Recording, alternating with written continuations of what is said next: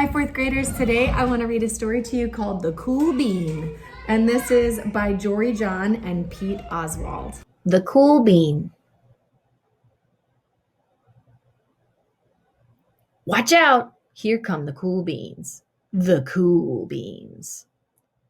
Oh, yeah. Check out how they move. Look at the way they swagger. Notice their sunglasses? Yow!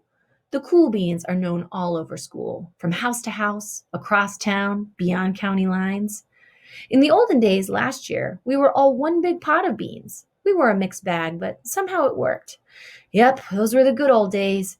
And then we stopped seeing each other as much. Sigh. That's just how it is sometimes. You spend less time together, even though you're not totally sure why. I watched as the beans I knew so well, the beans from my own pod, became the cool beans. Oh, they were so cool. One of them could play the guitar. Cool. One of them could draw the best superheroes. Cool. One of them could jump higher than any bean I'd ever known. Cool. Me? Well, I mostly stayed the same. Sure, I made some small changes. I wore sunglasses. Too big. I slicked my hair back. Too slick. I strutted around. Ow. I swaggered. Oof. I was still picked last for everything. My clothes never seemed to fit. I snorted when I laughed. Honk! I walked into stuff. Whoomp. I was an uncool bean, for sure. I started thinking of myself as just a common bean with no special skills. I couldn't compete, so I didn't even try. I'd never be a cool bean. It seemed like there were two types of beans in the world. There were the cool beans and the beans like me. The days all blended together. I lived my life and things were just okay. I took tests and ate lunches and mostly kept to myself. And the cool beans continued being cool. I mean, sure, I missed them a bit, but it's not like I was going to say anything. I felt like all that coolness had gotten in the way of our friendship. And that's how it went. Until one day, I was in the cafeteria. I dropped my lunch on my loafers. Oh no, not again. But then something sort of miraculous happened. Out of nowhere, one of the cool beans helped me clean it up. He didn't even say anything. He just gave me a nod. That was it. Later, I was out on the playground. I tripped and scraped my knee and maybe cried a little bit, and everybody saw it. Another one of the cool beans came to my side, and without a word, he dusted me off. That afternoon, I was sitting in class. I wasn't really paying attention. I didn't notice, but our teacher had called on me.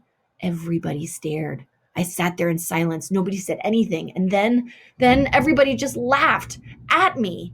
That was it. After today, I was officially a has-been. But then one of the cool beans stood up and came over to me. Everybody watched. She leaned in close and whispered, "Hey, the teacher asked you to read from page 32. Then she gave me a quick wink and went back to her seat. It was a small gesture, sure, but it was also everything. I walked home with a goofy smile on my face. I smiled all the way through dinner. That day made all the difference. It was a day that could have been really bad if not for the kindness of a few cool beans. It gave me a shred of confidence, and that shred of confidence has continued to grow. Somebody had my back, or a few somebodies. After that, I started hanging out with the cool beans again. How have you been? Get it? How have you been? Not all the time, but sometimes at lunch, after school, even on the weekends. Throughout all of this, I realized that it's not about how you look or any of that other silly stuff. It's about a wink or a nod or a smile at just the right moment. It's about dusting somebody off, helping them up again, and pointing them in the right direction. You need a hand? Yes, please. Now that's cool. The end.